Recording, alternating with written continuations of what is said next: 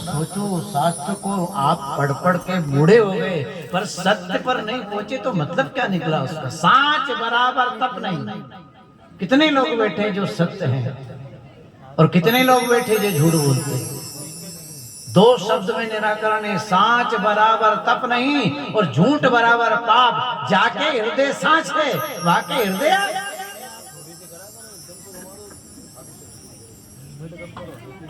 और ये साच झूठ की परीक्षा हो रही है। सीता सत्य बोल रही है और आम का झाड़ झूठ बोल रहा है। इसने देखा है कि पिंड दिया और हाथ में लिया, पर आम का झाड़ झूठ बोल गया, क्योंकि ठकुरसुआती करना है ना। ये राम 3 लोग का नाथ है और सीता दास ही है। और याद रखना, झूठ का भी परिणाम मिलेगा और सत्य का भी परिणाम मिलेगा। आम का झाड़ झूठ तो बोल दिया, पर उसी समय सीता ने इस आम के झाड़ को श्राप दिया और कहा, आम के झाड़ तो पवित्र है, तेरे फल में माँ के स्तन के दूध का आनंद आता है। जैसे माँ का स्तन बच्चा पीता है और आनंद लेता है, ऐसे आम के चूसने में आनंद आता है। पर तू झूठ बोला है, इसकी सजा है कि आज के बाद फल्गु नदी पे आम के झाड़ तो बहुत होंगे, पर फल एक में भी नहीं लगेगा। कभी भी जाना, फल्गु नदी के किनारे आम के झाड़ तो बहुत हैं, बहुत सुंदर हैं, गहरे हैं, पर वहां के पंडा से पूछना कि भैया ये आम के झाड़ में फल लगता है कि नहीं लगता? नहीं लगता है। जैसे आम के झाड़ ने कहा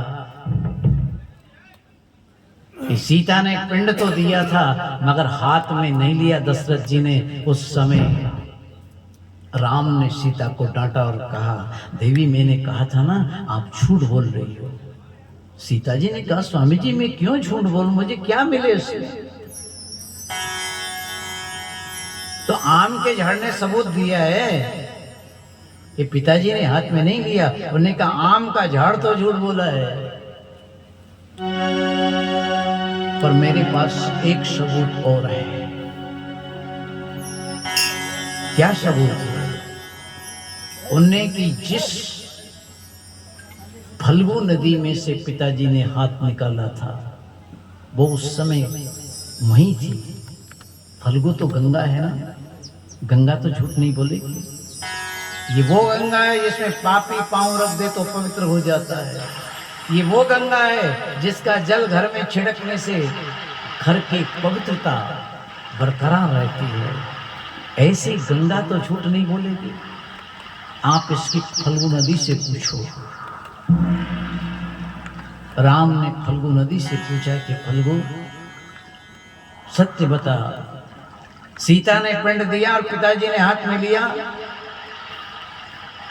फल्गु नदी ने सोची, जब आम को झाड़ आई नहीं बोलियो तो अपन कहाँ का झंझट में पड़ोगा।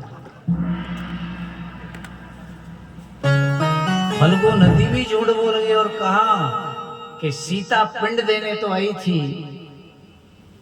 पर दशरथ जी ने हाथ में नहीं लिया। सीता जी ने उस समय इस फल्गु नदी को भी श्राप दिया और कहा तू झूठ बोली है। मैं श्राप देती हूं कि आज के बाद में फल्गु नदी में पानी नहीं रहेगा। बाढ़ आए तो पानी, रेत के नीचे पानी पानी है, मगर फल्गु नदी में आज भी पानी नहीं है।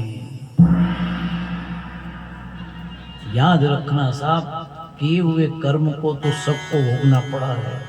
आम के झाड़ को साफ लगा, आज तक फल नहीं लग रहा है, और फल्गु नदी को साफ लगा झूठ बोलने का, आज भी उसमें पानी नहीं है। अब राम जी ने कहा सीता किस किस को श्राप तो की? तुमने आम के झाड़ को दे दिया, फल्गु को दे दिया। उन्होंने कहा स्वामी जी एक सबूत और भी है।